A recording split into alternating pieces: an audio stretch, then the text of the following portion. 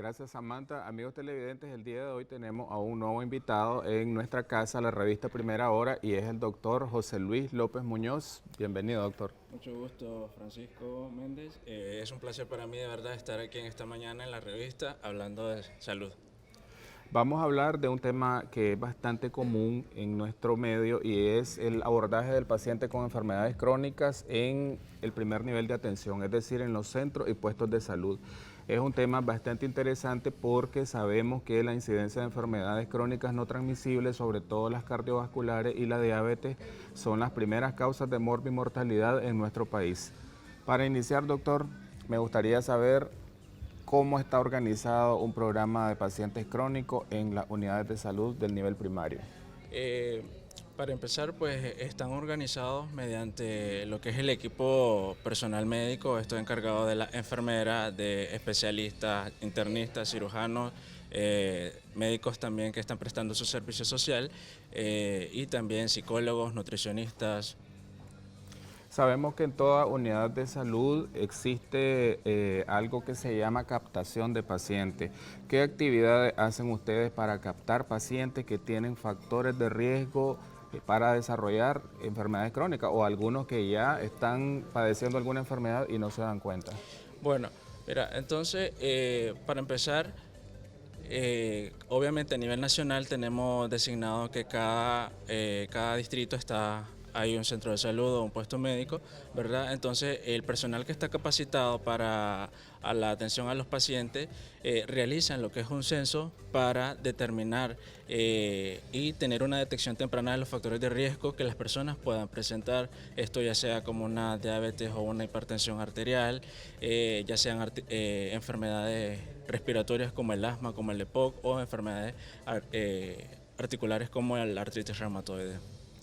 En toda unidad de salud, doctor, es de conocimiento público que están organizados por programas. Este es el programa de pacientes crónicos, programa de atención integral a la mujer, niñez, adolescencia, la morbilidad general. Una vez que le llega a un paciente y que usted sospecha que tiene factores de riesgo para alguna enfermedad crónica, ¿cuáles son los exámenes de laboratorio que usted le indica? Entonces, cuando nos llega un paciente con la sintomatología principalmente, se le envían los exámenes de laboratorio, química sanguínea, biometría, colesterol, triglicéridos, principalmente un perfil renal también para valorar la función renal, ¿verdad? Con la creatinina. Una vez ya que el paciente está diagnosticado y usted lo refiere al programa de pacientes crónicos, ¿cómo es la evaluación? ¿Cada cuánto son las citas médicas subsecuentes? Dentro de lo que es el programa existe un equipo de salud familiar y comunitario, ¿verdad? En la cual estos dan las consultas a estos pacientes con enfermedades crónicas mensualmente, pero a veces pueden darle a los médicos generales, que son cada 2 meses, o bien con el médico especialista, que esta cita va a ser cada 3 meses, o bien como él considere necesario atenderlo. Y tenemos que tener algo en cuenta que como médicos debemos darle el tratamiento completo a los pacientes, porque muchas veces pues se nos va por alto y no le damos el tratamiento completo. Decíamos al inicio de que las altas tasas de mortalidad las dan principalmente las enfermedades cardiovasculares y la diabetes mellitus. En este tipo de pacientes, si no toman el tratamiento adecuado y empiezan a presentarse complicaciones agudas y crónicas, ¿cuáles son las más frecuentes? Dentro de las complicaciones de la hipertensión arterial tenemos la muy frecuente, que es la crisis hipertensiva, la cual esta se clasifica en dos, lo que es la urgencia hipertensiva y la emergencia hipertensiva. La urgencia hipertensiva es aquella en la que se dan elevaciones de presiones arteriales bruscas, mayor de 180, 110 la diastólica, ¿verdad? Y se puede tratar en el primer nivel de atención, que puede ser un centro de salud, y el tiempo para poder estabilizar a un paciente puede ser de 24 a 48 horas. Y la diferencia de esta es que no hay daño a órgano blanco. Sabemos de que en toda unidad de nivel primario de salud, la prevención, sobre todo, perdón, es lo que reina ahí. Entonces, dan charlas educativas, hacen captación también de pacientes a nivel domiciliar. Cuando ya usted tiene un paciente en el programa de crónico y está inasistente al programa, ¿cómo hace para que el paciente regrese a sus citas médicas?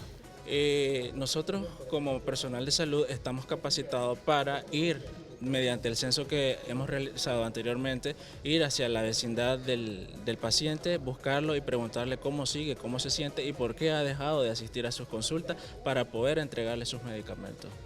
¿Y cuáles son las otras enfermedades crónicas no transmisibles para que el público sepa?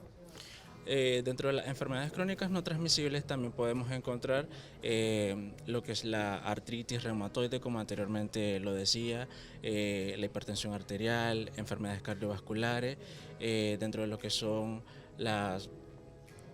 el cáncer también, inclusive dentro de esta entran ellos. Sí, hace poco teníamos una entrevista sobre el cáncer y la obesidad en Nicaragua y sabemos que es la segunda causa de muerte a nivel nacional después de las enfermedades cardiovasculares. ¿Cuáles son esas recomendaciones que usted daría para evitar o retrasar la aparición de complicaciones crónicas en este tipo de pacientes?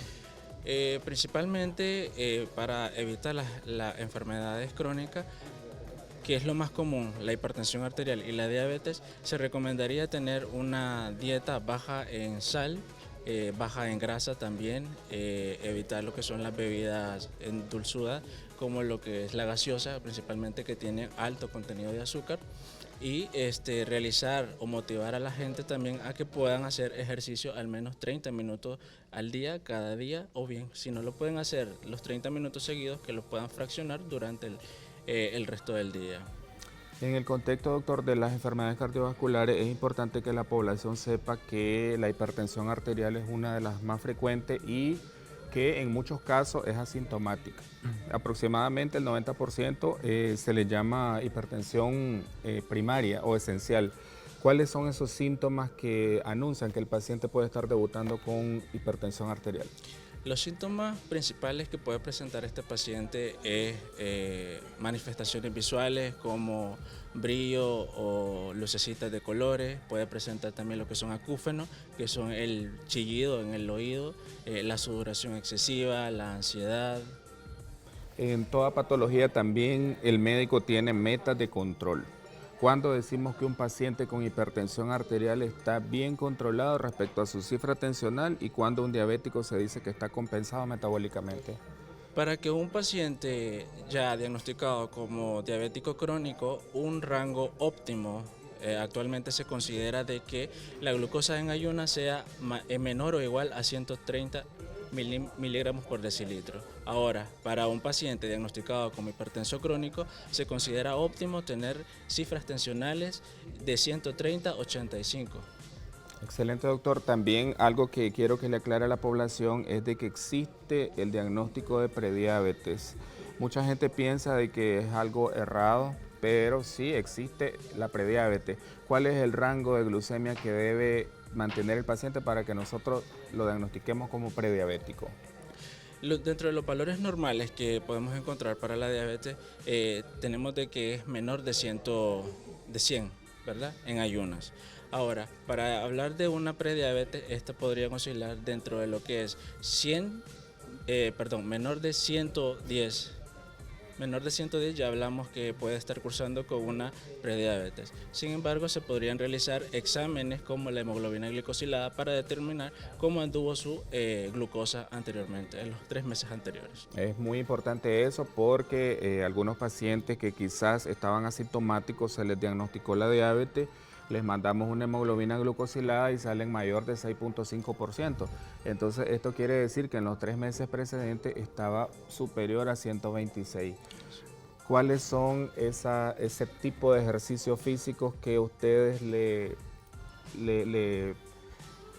brindan como que son que dan mucho beneficio al paciente crónico, sobre todo con enfermedad cardiovascular?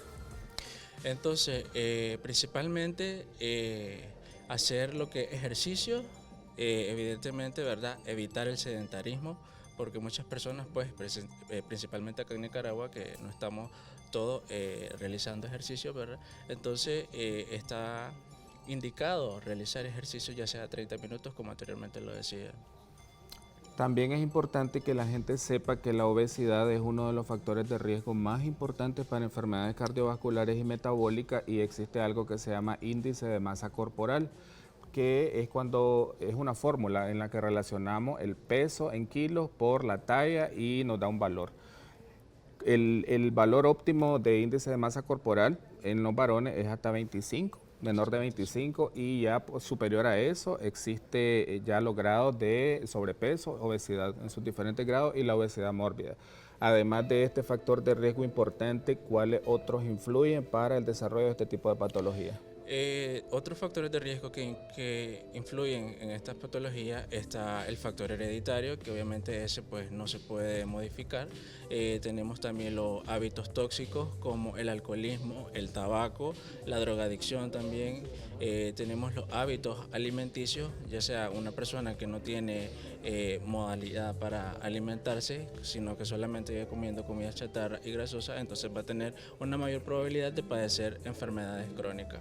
Excelente, doctor, por todas sus recomendaciones a nuestros amigos televidentes, y ya saben que ante la sospecha clínica de alguna enfermedad crónica o, como decía el doctor, si tenemos antecedentes familiares de personas con estas patologías, hay que acudir de inmediato a la unidad de salud más cercana. Gracias, doctor, por su participación. Queríamos saber sus números de contacto y cómo aparece en redes sociales. José López, mis números de contacto son 7676-8059.